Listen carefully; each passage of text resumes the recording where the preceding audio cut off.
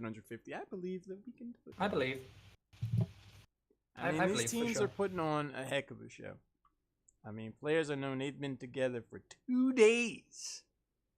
That's still insane Yeah, to me. 2 days. Yeah, 2 days. They can't.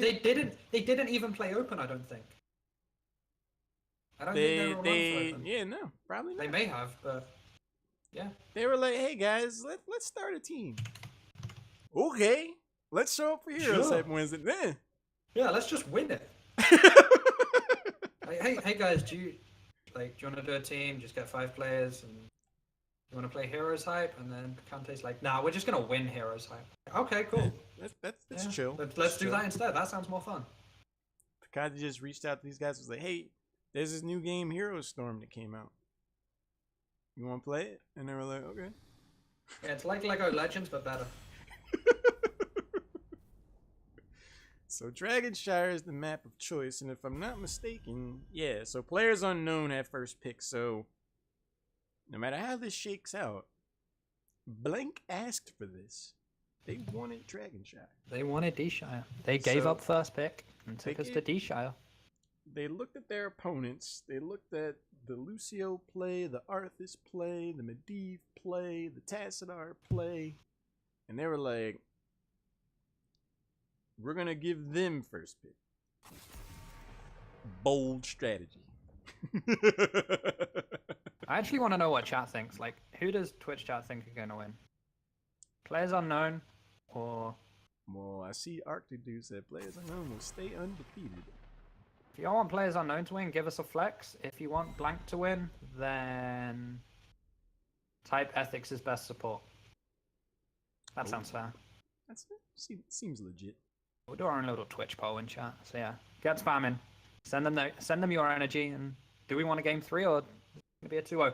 Basic bans to start things off. Tass and Zarya. Wow, shield's broken. Oh, who knew? I'm shocked personally.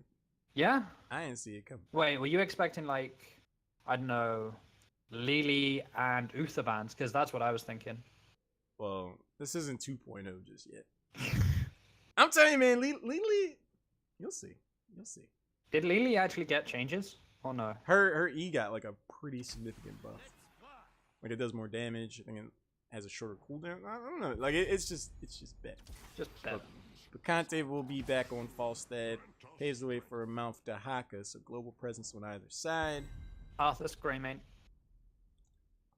Yeah, I mean, or it's either it's 2 of 3. It's Arthas Greymane, Arthas Lucio, or Greymane Lucio. And House, it's like you know what you're talking about, man. I like that orange master skin Lucio. It's pretty ballin'. PDs. Going in the second round of bans, it's like, all right, we got our support. We have our solo laner and global presence. They have a damage to global support, a warrior. So now it's just like, what do we not feel like dealing with? With the shields already taken off the board, one could do worse than the ban Medivh here, I feel.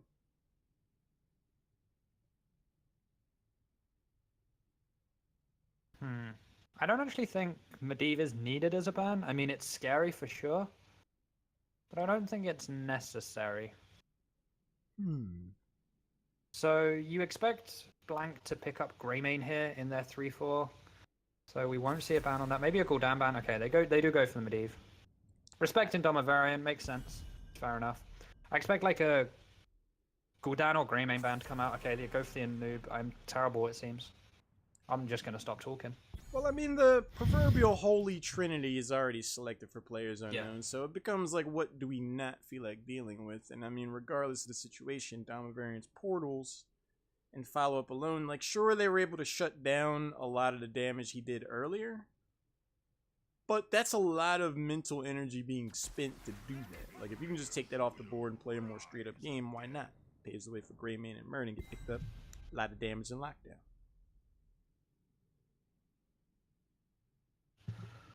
Looks like we're seeing... I'm looking in the chat and... yeah, it's a lot of flexing. It looks like I think I Seems see unanimous. I think I see one flex boy in the chat. Only one? Kappa. I feel like you might need to get your visions. You only see one. Oh, that's just my whole wall of text, actually. I'm sorry. Yeah. Okay. So this 4-5. So assuming Falstad is for the top lane into that Dahaka, they need something to help clear in the rotation. Gul'dan or Li Ming makes sense because, of course, the Anub'arak is banned away, so they do have room to go for this mage. Mm-hmm. Kel'Thas could actually be good here as well. I wouldn't mind a KT being picked up. Ooh, back to the Probius. Leoric for the solo lane. That's going to be a little annoying for Dahaka. Pick Rick. So yeah, Leoric into the Dahaka, it's an okay matchup. It's not actually as Leoric favored as people like. You have to hit every single drain. Only if the Dahaka is stupid enough to trade drain for burrow, does that then become Leoric favored? Because at that point, Falstad can then fly. You get the kill at that point. It's a very interesting and skill-based matchup, I feel, because it comes to the cooldowns. Like, if you bait out the burrow for a drain hope, then like the next time that comes up, then you can look to do some work. Like that's like really the biggest window I feel for Leoric to get much done. Siege pressure from Probius. It's definitely gonna make this interesting. I want to know what this log. Ming, okay. So playing Picante at his own game here. Probius. I like it. Yeah, I can respect it too. So it is going to be the Leoric top. This actually creates a little bit of pressure up there as well, because we know that the global for blank is in that top lane. Falstad's going to be in the rotation. He can fly on that Dahaka at any time. If Leoric forces the burrow, I'd say there's an 80% chance that Picante flies up and gets him. Yeah, by the time he pops out of the ground, it's gonna be whack-a-mole for Falstad. Not even that. You have like a 20-second window where it's on cooldown, and if you can then force him to pop Essence during that trade of the burrow as well, then that just makes it even easier. The burrow cooldown is disgustingly long right now. What is making Dahaka a little bit weaker? I like the subtle nuance to this Li Ming pick, because what it does is it puts Apex on notice. With a low health bar like Probius, if the right orb magic missile combo hits Probius at any stage of this game, that's a free cooldown reset. Yeah, so you gotta be pretty early on the draw with these sound barriers, and we've seen Apex actually struggle with that, so that could be interesting. Domavarian on the cute little Probius. Apex playing that Lucio. New hero for him? Have we seen him play this before? I don't know. Cripsy on the Leoric, missed on the Arthas yet again, and Picante playing that Falstad. He'll actually probably go Wind Tunnel again here. It seems like he goes for it 100% of the time. Who's on the right?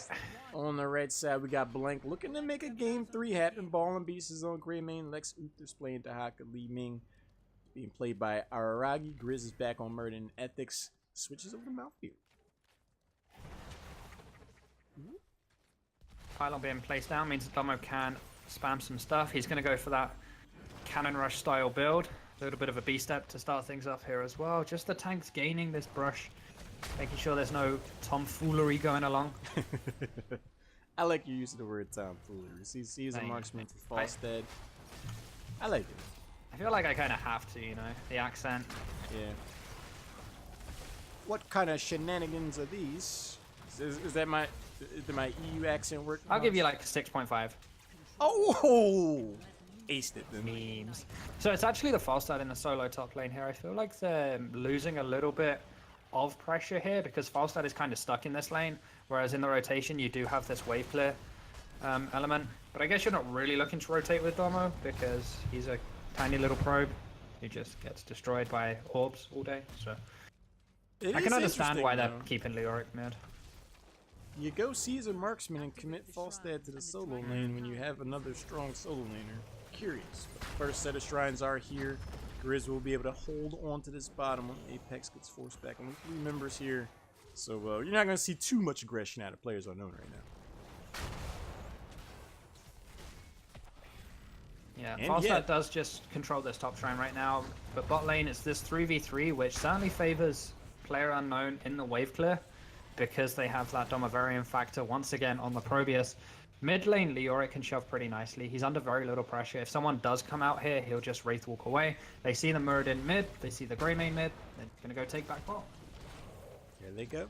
I'm going to trade out shrines for the moment. Level 4 not too far off for either one of these teams. And this steps forward alarmingly close to tower range, showing his understanding of the game, because I would have stepped in the towers. I knew that.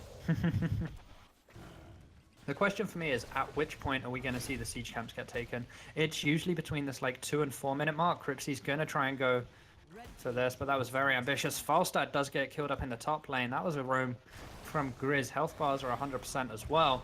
This would be the time you pick your siege. Grab this mid wave, go to siege, and try and make a play.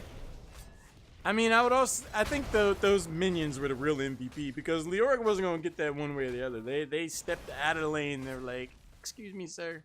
I'm not going to let you get this Dragonite for free. Like, nice try there, fella. But Falstad comes back. Grizz is waiting in the wings. Like, Suthor could potentially bait him out. A drag and a Stormbolt could spell the end of the bird. Grizz just sitting up here again. He's like, please, sir, can I have some more? Oh. Nice dodge from... Juke City is a real place. Conte can get you there. Both of these teams rounding a bend of level 6. Root goes in for Mist. Crimson applies some pressure to Ball and Beast. Steps in for the boot. Did he go for the... Yeah, he went for chase the base. I was like, why did he roll in there like that? It's like, just stacking my quest. Nothing to see here. Stacking, don't mind me. So Leoric in this mid lane does go for a drain on Grizz. He's going to be healthy in no time. Does in fact force the jump away. Man, I don't like Stormbolt at level 1. Grizz is using it off cooldown, and I'm not a big fan. Malfurion goes down in the bot lane. Dahaka actually comes down for a dig in response. Domo's still alive somehow. The amp it up, keeping him alive and well. Ballin looking to come in. They're using the Photon Cannon as protection. Booping legs away. That's going to be some nice stacks, let alone the safety of Mist. And these health bars are oh so low. The little probe that could, Damaverian skirts death and is able to escape thanks to a well-timed boop and rotation from Apex. I was PogChamp that whole time. Like, I just didn't get it. And Cripsy needs to watch out. With only about 200 health, he does back away ultimately. Grizz jumps in, tries to get some pressure on Picante. But with both of these shrines picked up, this could be the first Dragonite of the game, and I think it is. Yep. There it is. Mist is about to survive in the mid lane as well. Lex and Grizz couldn't put the damage down. Probius the could. Oh. I mean, he's dead here regardless, but... Oh. Maybe if he had Photon. Maybe if he had Pylon Overcharge, sorry. Maybe something could have happened. And now they're going to chain feed. Uh-oh. We see Blank starting to build some momentum. That Dragonite's costing him quite a bit. Probius is taken down. Leoric will be back before you know it. Conte does kick one of the members of Blank back to get to the wall, get some damage on the well. I'm going to start rotating bottom to see what they can do down there. But not the build of momentum that Players Unknown were looking for. Yeah, they didn't get as much off of that as they may have wanted. They get the DK, sure, but losing 2 kills for it actually puts Blank ahead by about half a level here. Is going to fly up towards this top side, relieving Cripsy of his dueling duties for now, and actually go for a bit of a flank. I don't believe he was seen here. Still has barrel roll up. Cripsy needs to force either Essence or Burrow in order for Picante to be successful.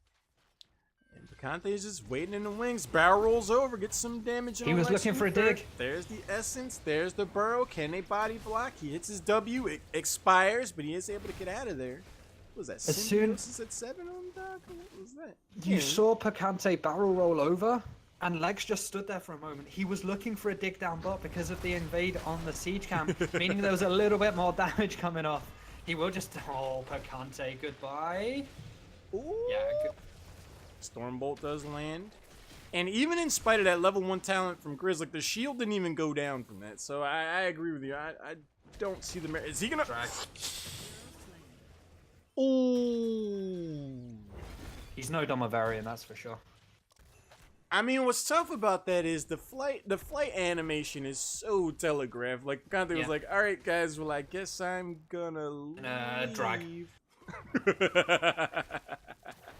And I like this aggro play coming in here as well. They know they have the advantage. They're going to try and force something with their heroics. Falstad is up, does have the Gust and Fly available. 3-man route with that Domavarian damage. Twilight comes out as well, just to try and do something. That's 2 kills down. Looking for the third now on Ethics. He'll go down, and the Ghouls are keeping Grizz at bay for now. Root comes in, and I feel like Lex is just adding to the feed right now. Should maybe go down. No, just gets booped away instead, but really nice play. Overstepped their boundary as soon as Falstad was back up and Probius had that flank to get set up. You start to back off, but by then it was too late, and this is going to be a DK right out of this as well.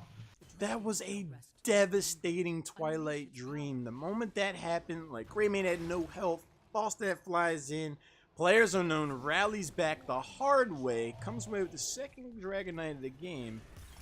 This is the time you get a momentum boost off of the Dragon Knight. Yeah, you need to get these towers and start pressuring hardcore. They're going to get these 2 down bot. Leoric pressuring mid, just sitting with the minion wave, and they're going to look for this fort now, just ignoring the fountain altogether. Araragi jumping in. You, sir, are playing with fire quite literally. They need to look for the kick away. Big damage there onto Ballin at the back as well. Grizz gets punted. I love Domavarian's positioning in all this. He's making sure there's plenty of bodies and minions between him and Li Ming. They don't want that cooldown reset. They don't want to have to waste that sound barrier. They get the bottom fort as well to sustain out the window. They start to back away with the tier advantage and the beast step from Cripsy. Players Unknown starting to do some work. And now with that punt away, this fort is unguarded for about 2 to 3 seconds. Ballin finally here alongside Ethics. The question is, are they going to try and fight Upper Talent once this DK bursts? And the answer is no. Dahaka looking for a dig. Will come in behind. Domo! What are you doing, Lex? Lex decides to do something else. Falstad's gonna heart out of there. Level 13, not at all around the corner just yet for the members of Blank. The rotation, this siege camp becomes a topic of conversation. Araragi and the crew jump into the bush just to spot things out. Mist and Apex stick their pinky toe in the water before starting this camp up. Domavarian gets knocked down quite a bit. Araragi might try to flank down. Cripsy gets the drain hope for a moment. But at the end of this, Players Unknown should be able to come away with the siege game. They have this control of the map due to taking bottom 4 earlier. Uh-oh. Can't sound barrier if you're silenced. It's starting to swing back in the favor of Blank. Down a talent tier, showing they know how to scrap. They managed to take down Lucia. Down at the bottom, Mist continuing to be aggressive without their support, interestingly enough. Grizz jumps in, tries to capitalize, Entomb goes down, Ballin Beast skirts that, Ethics is chasing after. Twilight Dream is not going to be up. The Mighty Gust forces back the members of Blank to mitigate any sort of momentum. I was really surprised to see Mist step back in there without Lucio. That could have gotten rough. They did force more cooldowns though. They forced the Avatar and they forced the adaptation, and all it took was the Gust in the end. Entomb is down, but that's super short. They still have Pylon Overcharge and they still have Sound Barrier. They can take a fight if they decide to group up. I think they might consider to do exactly that. I mean, we've seen them be aggressive, but they are going to go for this Bruiser camp in the top portion of the map. Falstad's starting to rotate down. The Bruiser camp's picked up in the bottom portion of the map. So that's going to be some pressure off of that lost bottom fort for Blank. But with the Shrine phase showing up and even talent tiers, it could get a little interesting. Yeah, this is the time that Blank need to take the fight. They have to look for something here. They have the pressure bot. They're going to have bot shrine. They're going to have top shrine. It's a question of where do they decide to make the play.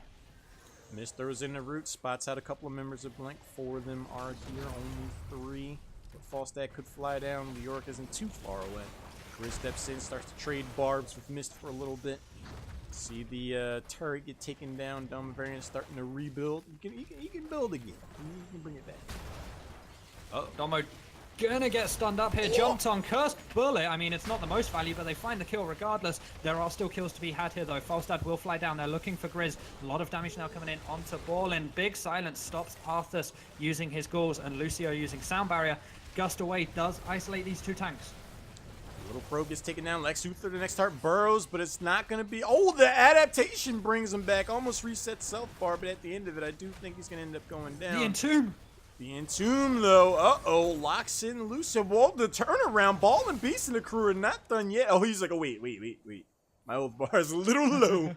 I'm just going to jump out. You guys are level 16. So Blank, you know, they got their kicks in there, but... I thought they would have been able to do more after that Probius takedown. Yeah, for sure, but the re-engage coming in was pretty big. The sound barrier didn't even get popped. It got cancelled, and if it was up right at the end, Lucio lives, and that looks different because Araragi's suddenly in an entomb. However, Cripsy gets the DK. They're going to look for this mid fort, and then pressuring that keep wall. They have the siege down bot. It's only one. Araragi's going to take that out now, but they will rotate down here nonetheless. I think we saw a key to success for Blank. If they can get that Cursed Bullet and burst again on Damaverian, it could turn it around, but they got to deal with this Dragon Knight who's rocking and rolling in the bottom lane for the moment. Level 16 not yet picked up. Probius going to throw out some of those bombs to help with the siege. Cripsy preserving the life of this Dragon Knight. 30 seconds left. The orb goes out. Towers are out of ammo now. They're still continuing to hang around. The Root afterwards with the Cursed Bullet halves the health bar of Mist. Army of Dead comes out. Apex rotates up. They do have Sound Barrier. Entomb is available as well. Araragi gets taken down. No cooldown resets to worry about now. Mist continuing to step forward. Gets the double root. The bottom keeps in jeopardy. They might look to continue to stick around here, Haas. Yeah, they're getting this keep for sure. Leeming Dead means that there's no real pressure. Full frontal burst damage. Looks like Cripsy actually wants to get on out of here. Does still have Entomb. They could have for sure played off that if they wanted to. But looks like they're just going to get camps, create more pressure, and try to accelerate this level 20. There are a decent amount of minion waves to soak on the map. We know what happens when Picante gets level 20 on Falstad. We've seen it time and time again. A little bit more wind tunnel shenanigans, if you would, Haas. But I like that decision ultimately from the members of Players Unknown. I think a more aggressive team might have looked to try to capitalize, get some more takedowns, but Li Ming would have come back. They would have been going under the core at that point. That's how cooldown resets become a thing. So heads up decision for them to back away after getting that keep.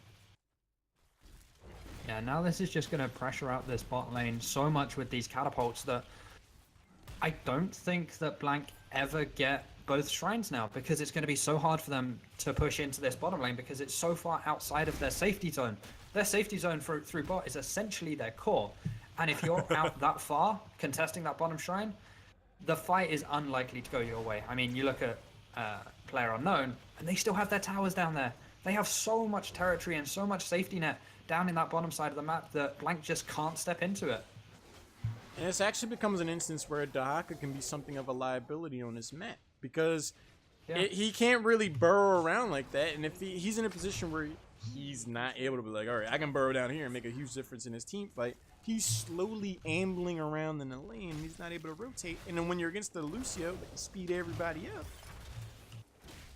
you're kind of hamstrung if you're in a position of Blank right now. Yeah, because as soon as this level 20 comes in, if Lucio just amps it up with speed active, like, what can you do? What are your disengage tools? There are none. You have to Twilight Dream and fight. And that's rough. And once level 20 comes around, that's not the situation that you want to find yourself in. But the next shrine phase is here. Grizz and the crew are able to take the bottom shrine for the moment. But like you said, they have no structures in the bottom lane aside from their core. So once level 20 comes around, I don't know if they want to be here. It is pretty close now, for sure. Falstad should be able to cap it in that top wave. They're looking in here. They get the route onto Ethics. Two-man Dream, followed up by the Cursed Bullet, but can they re-engage? This is their moment. The Mighty Gust goes in. Level 20 is not yet here. Sound Barrier does drop. The orbs are real. Cripsy's not able to go down. Ball and Beast the target. Grizz is low on health. Leoric is going to be the first to blow up, so this could go the other way, but Greymaine's going to go down. A nice set of roots on the rest of Blank. He's going to lock them into position for the moment. Murden's going to be the next to fall. Araragi's the target. Apex is going to speed his teammates around. This could be, it looks like it's the beginning of the end. Yeah, and they can just go straight to core. They don't even need the DK here. They can just go straight to core. GG's are out from Ball and Beast. 30 seconds is the time. Looks like that's going to be it. A swift 2-0 from Players Unknown. Unbeaten for a team that's been together for 2 days. 2 days. Actually, to be fair, 2 days is longer than some NA teams, so congrats to them for making it this far. Apocalypse EU, lol. Considering that they're, you know, majority Grandmaster players, it's not too surprising to see them play that well, but again, to beat an established team like Blank 2-0 and AFS, 2 days. 2. Wow. I mean, They did a thing. They The- did that one thing. the last time I seen a team in NA just come together and yield such positive results was really like Bob Ross Fight Club, where it's just like they just came together and they just started team fighting everybody, and it was just like, what is going on? Like, this is a dynamic and fun team to watch, and like that was, you know, pro level players that had played together for months doing that. So to show that kind of spark and to be a new team, it's of note. Yeah, I mean, this team has a great mix of individual skill, individual pocket picks, which they can pull out. Domo's Medivh. Yep. Valera on Picante. Yep. Cripsy's Leoric, although that got a few cappers in chat apparently, so we'll see about that. Picante's Falstad has been impressive as well. Yeah. And the 2 days, they still have like all of that teamwork to develop and that communication. There have been a few times where it wasn't on point, but if they get that down, they can definitely be a force to be reckoned with moving forward. It's really impressive to watch, man. I mean, this is week 1 of the Heroes Hype Tempo Storm series, and they come away the victors after being together for only 2 days. That's points that catapult them towards the finals at the end of the season. They stand to have a really good shot at this prize pool, which continues to rise. We're up to $717 of our goal, which is really shout out to Garrett for donating $12 right there. Nice. 717. We moving up in the world. Not too shabby. Yeah. Do believe we are go ahead. We got who we have on the we have the Picante. The man, the myth, the legend himself, #1 Grandmaster on NA Ladder, winner of the Heroes Hype, Week 1, Season 1 of the Tempo Storm series. Picante. How's it going, buddy? Great. How about you, Haas? I'm doing pretty good. Even better now that I'm talking to you, man. Even better. Man, that warms my heart to hear that, buddy. How have you been doing since Storm, man? You know, I've been making it, but what have you been doing since Storm? How did this team come together? Well, before I went to Vegas for Dorm, I knew I wanted to have some sort of roster come together. You know, I wanted to transition from Heroes of Dorm to the amateur scene. And as everyone knows, I was known as a leading one trick, so I really wanted to improve my hero roster. So I wanted to, you know, complement my pool with the best players on the ladder, with, you know, my friends Apex and Cripsy, who I hang out with in Discord a lot. And, you know, we picked up Mist and Domo Variant because we thought they were outstanding players, and we're so happy to have them on the team. And everyone just really comes together, and just you can see how well their strengths just complement each other, with Apex with the clear cut cleanses, and Mist with the cutthroat shot calling, always, you know, with his loud streaming voice, which shout out to his stream. You should check it out. It's fantastic. But, you know, everyone just does such a great job. Cripsy has such a good sense of the game, and Domo Varan, his champion pool is just amazing. I can't say enough about these guys. We put together this team. I think we started practice on Sunday, and I think we had one scrim on Monday, and then really everyone's been doing their own thing. I know Domo and I have finals, so we're really starting to come together this summer, I think. Nice. Good to hear, man. So, actually, talk me through something. Absolutely. You've picked a certain talent 3 times in a row, and it's won 3 times in a row. What is so good about Wind Tunnel for you? Because it's something we don't see picked too often. Yeah, you've got 100% success in this tournament, and you told me that you don't understand why pros don't pick it. So, talk to me through Wind Tunnel and why it's so good. So I think Wind Tunnel is very valuable at level 20 because, 1, people don't expect it. But 2, most importantly, if you land it up against a wall, you can get a 4-second stun, it seems like, because they're constantly in that wind tunnel and they cannot move. So it's kind of like a displacement and a stun at the same time. I think that's very valuable in a 5-man settings. If you can isolate 3 out of 5 people in a team fight, or, you know, get rid of a certain ability you don't want, or even just keep them out of a fight. I think I use it pretty well on the 3 cases I did get it. But, I mean, there's still room for improvement. But I think that talent's pretty underrated. I would definitely have to agree. I mean, that first Towers of Doom game, like, you see you flying from the right, and then that wind tunnel goes in, and then they're just standing there dying. Like, there was nothing that was happening outside of that game ending. It was just really impressive to see, man. Question I have for you.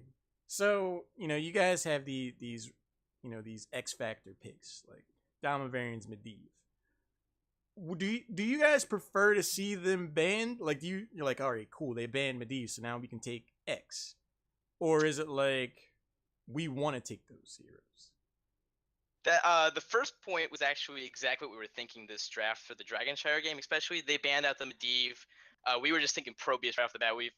The couple practices we did have, we ran Probius and we had great success. And I think he's pretty underrated hero. Actually, I think a lot of people are starting to pick him up now. But when people ban out Li Ming or Domo Varian Medivh, or like Miss or Apex's Lucio, it just gives us an upper edge in that draft. And I think that we come out on top of draft 4 out of 5 times when that does happen. And once we learn to play other, the meta heroes and include them into our team comps, I think that's going to benefit us mostly in the future. Just to throw out those pocket picks when they're not getting banned. Yeah. I mean, you definitely made a strong case for Probius, in my opinion. Like, I thought he'd be something of a gadget niche kind of hero, but you're bringing him into very generalized compositions and settings, and he's doing work. So nicely done for you guys.